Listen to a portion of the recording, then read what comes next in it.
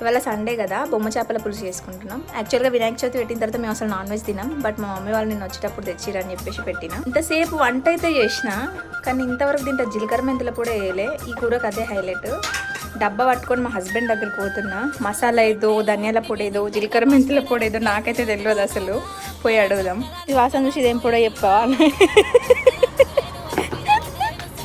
నేను తీసేనా?